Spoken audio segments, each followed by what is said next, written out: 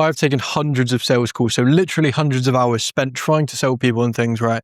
And I've spent even more hours studying and analyzing the kind of sales process, which is what I've got on the screen here. All of this stuff is the iterations over time of my sales process and my understanding of sales as a whole. So in today's video, I'm going to break down all the tips that I got from Alex Hormozi's closing handbook that you usually have to pay for so that you don't have to.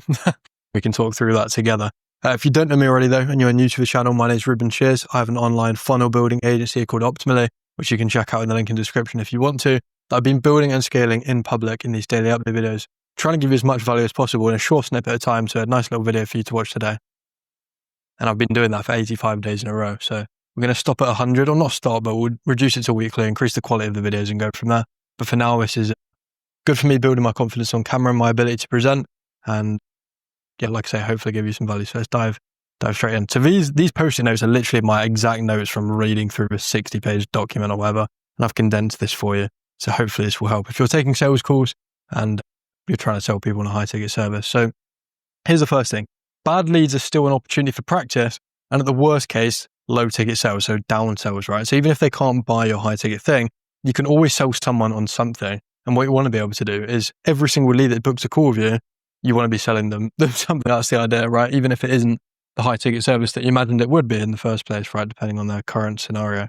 And like I say, it's good practice taking those calls, regardless of whether they're the perfect fit or not, because you can get really good at sales. You can drill in the process that you've mapped out for yourself, or maybe you've got it from me on a regular basis. It's all about reps. It's like the gym.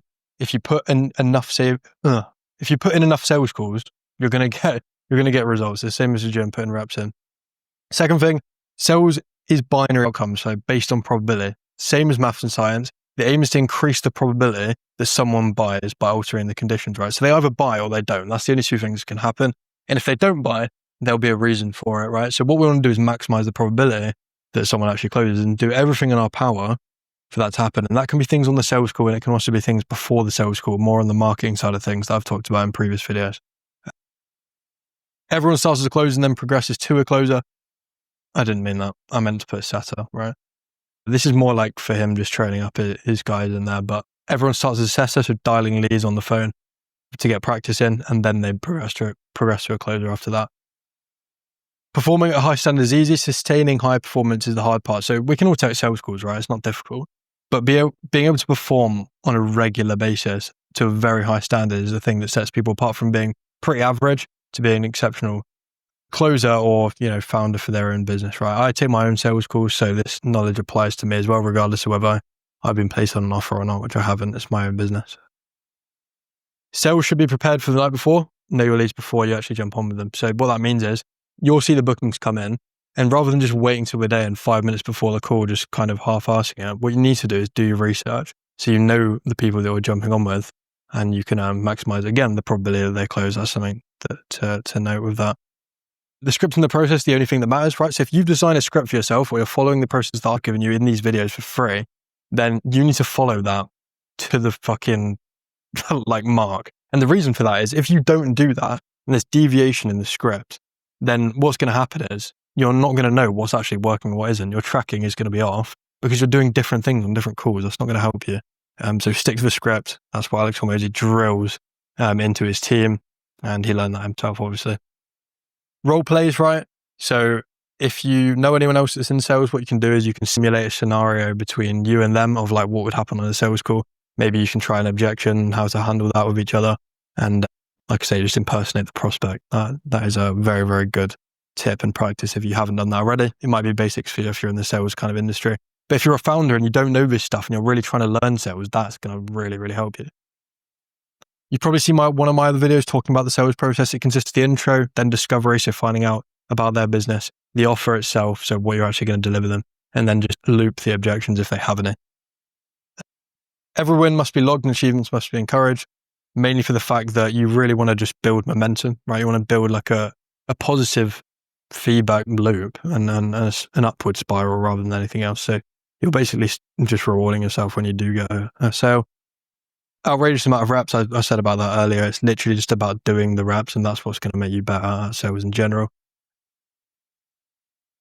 Don't know what that one says, so we're going to skip through. I'm just going to skip through these until I just find one that's worth talking about, because they're all just my random notes. Okay, here we go. Here's a good one. Ask for referrals whenever possible. So when you close someone, ask for the referral at that point. Even though they haven't even worked with you yet, ask if there's someone else that would like to go through the program or the service with them. And you often find that basically there is someone, and you'll get a free referral, free client. You will double the effective lifetime value, or at least the order value from that singular client as a result of that referral, because there's no correlated cost per acquisition there either. That's what we've got here as well. Always review your worst calls. So if you just have an absolute stinker of a call, what you need to do is you need to get your Fathom link, which should be in there. That's a tip in itself. Record your calls. And you need to review that like rigorously until you work out what went wrong, how you're going to improve it next time, and just filter that out. Inbox 0, that's more of a setting thing. Script doesn't do the work. It's just the proven format. Yeah, so like the script isn't the thing that's going to get you sales. It's the way you deliver the script, obviously. You just have to adhere to the script to ensure that your tracking is in line. That's all it is. But your way the way you carry the conversation is obviously going to dictate whether you get the sale or not. If you're a timid little fucking, I don't know, like on the calls, that's not gonna help you. You have to put the reps in, get better sales, and that's how it goes. Don't put a spin on the script. That's like 4 different ways of saying, like, just stick to the script. 80-20 is a good one. So the prospect should be speaking 80% of the time, and you should be speaking 20% of the time, because you're the one asking questions, trying to gauge like what their scenario is like. And when you're asking questions in the close, you're literally trying to naturally guide them to make the right decision for their own business, or if it's a B2C, then for their life, I guess. Talk clearly, so don't mumble. And that's about it. Those are my tips from the sales process. If you want to watch the breakdown of my entire like actual sales process, the exact questions that I ask on the calls, then you can watch one of the videos. I'll try and link it if I can. But I can't remember what it's called. It's like one of my longer videos about the sales process itself, and you can watch that. Other than that, all right.